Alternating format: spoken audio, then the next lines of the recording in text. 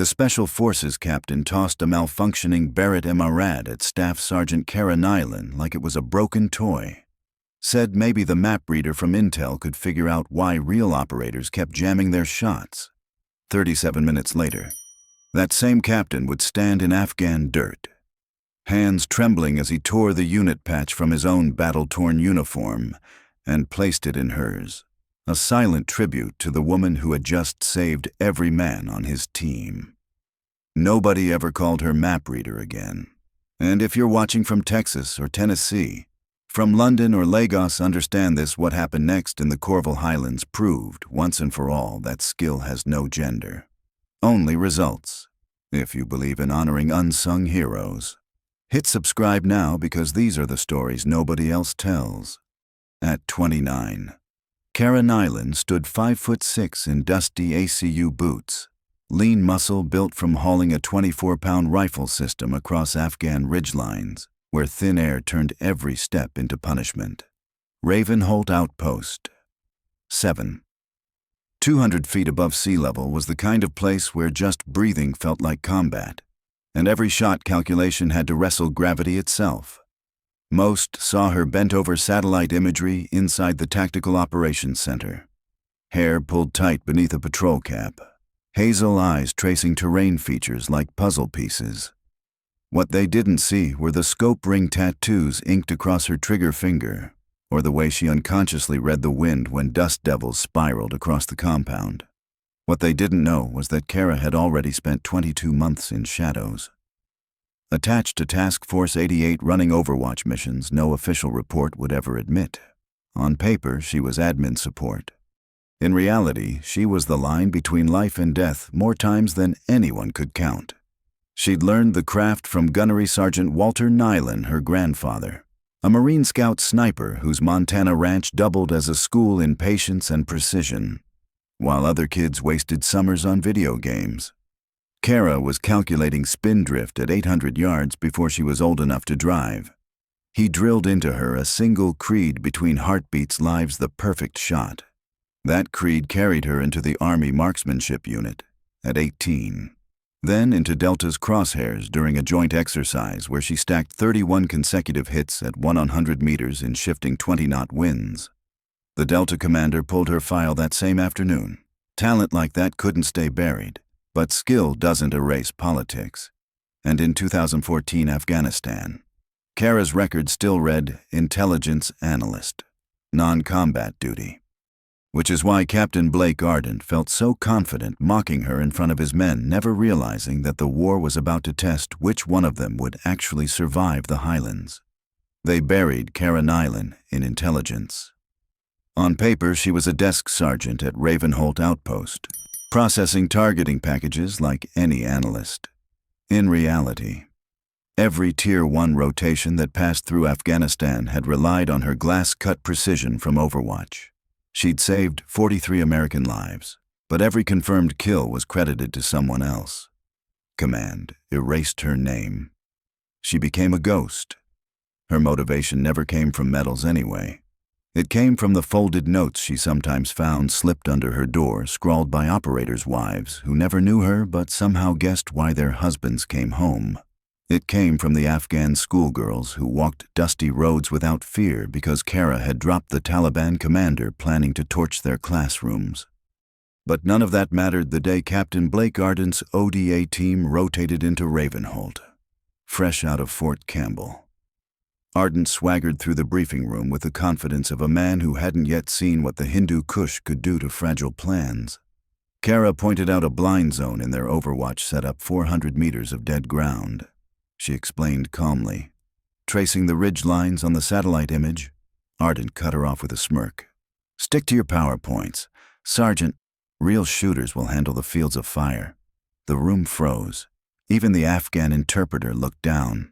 Master Sergeant Cole Riker, who'd survived 3 tours at Ravenholt, shifted in his chair.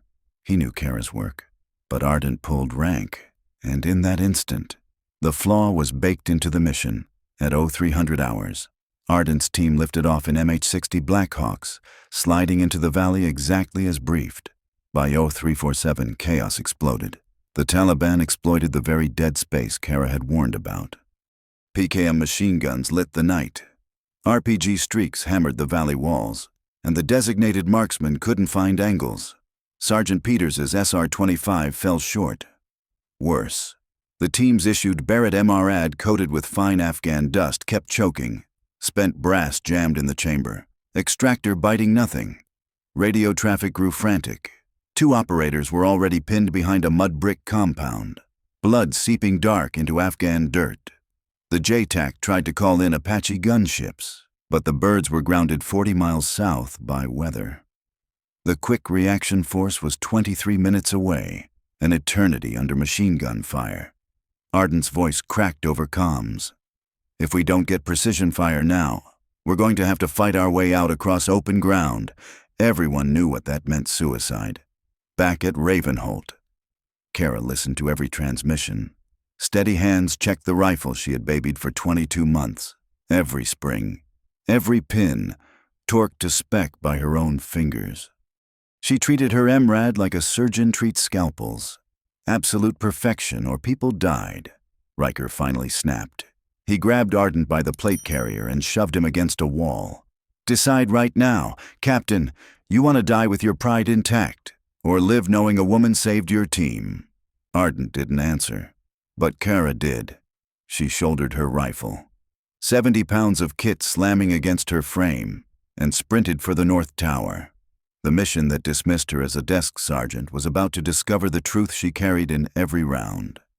The tower ladder rattled under Kara's boots as she climbed. 70 pounds of kit pressing down with every rung. Rifle, plates, ammo weight enough to crush most soldiers. But her breathing stayed steady. Captain Blake Arden lunged at the platform, voice sharp with panic. "You are not cleared for this position. Sergeant, stand down." His protests dissolved against the roar of gunfire from the valley. Master Sergeant Cole Riker shoved him aside with a glare. "Vector her onto targets. Captain, or start writing letters to 6 families." Kara dropped flat at the top. Cheek pressed to cold steel. Through the Schmidt and Bender PM2 scope. The battlefield snapped into ruthless detail. 13 fighters. Dug into high ground. Fire converging on Arden's pinned men. Exactly the blind zone she'd warned them about. She tried the issued MRAD first. The trigger broke, then froze brass locked in the chamber. She shoved it away and drew her own rifle close to the MRAD she had rebuilt piece by piece, again and again, until every spring and pin obeyed her hands like a scalpel in a surgeon's grip, for half a breath. Another face flashed in her mind. Jennifer Hale, uncredited. Irreplaceable. Buried in silence. Kara wouldn't let them bury another ghost. The radio crackled operators out of ammo. One bleeding out, another begging for a medevac. These weren't call signs anymore. They were 22-year-old kids from Tennessee and Texas, about to vanish because truth had been ignored. Kara steadied her breathing, cheek locked to stock, body and rifle moving as one. "Vector me," she said, voice calm, unshaken. The crosshairs settled. A single heartbeat stood between silence and the shot that could change everything. Nobody ever called her map reader again. And before we go deeper, where in the world are you watching from? Drop your city in the comments so we know how far this story travels. And if you believe in honoring the heroes history forgets, hit subscribe now, because these are the stories nobody else tells. The wind clawed across the tower, steady at 12 knots from the northwest. Distance to the farthest ridge, 1,347 meters.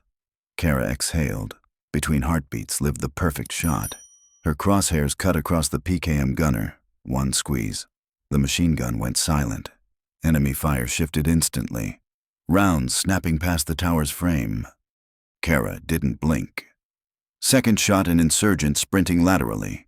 He folded mid-stride, down below. Arden's radio cracked alive. Suppression was breaking. His men could move. But Kara saw more fighters repositioning, threading the terrain, preparing to choke off both the ODA and the incoming quick reaction force. This was the pivot. 37 minutes into the engagement, and everything came down to the next 4. Her body fell into rhythm. The RPG gunner lining up on Arden's cover gone before the rocket left the tube. 4 flankers rushing, the wadi dropped in measured beats. 4 shots in 4 seconds. The PKM someone tried to salvage shattered by a round through its receiver. The radio asked if she could hold suppression. Kara did better. She dismantled the ambush piece by piece. 1 fighter. Binoculars raised to vector mortar fire. Thoughtstone would shield him at over 400 meters. Kara threaded the wind and erased him from the fight. 2 more broke from cover together. Desperate. 3 seconds, 2 shots, 2 bodies still. In less than 4 minutes, 9 enemies were down. The last pair turned and ran toward the border, abandoning the fight. Kara let them go. Sometimes fear was the greater weapon. The valley fell quiet, except for the thunder of Black Hawks cresting the ridge. Door gunners scanned for targets that no longer existed. Arden's men staggered to the landing zone, 2 wounded but alive. From insertion to extraction, 37 minutes had passed, from first shot to last. Kara had needed only 4 to end the ambush. She rolled onto her back, chest heaving, rifle warm against her gloves. She had saved them all. But down in the valley, Captain Arden was already thinking about the report and whether it would bury her name again. Respect on the battlefield was earned in blood. The question was whether anyone would admit it. 6 hours later, Kara sat in the arms room, methodically cleaning the emerald. Her hands moved by instinct: swab, inspect, oil, torque. Precision didn't end at the trigger. It lived in every spring, every pin, every screw set to spec. The door creaked open. Captain Blake Arden stepped inside. His hands still trembled slightly from adrenaline and exhaustion. For a long moment he just stood there, staring at the woman he'd dismissed as a desk sergeant. Then, without a word, he reached up and tore the unit patch from his own battle-torn uniform. He set it on the bench in front of her.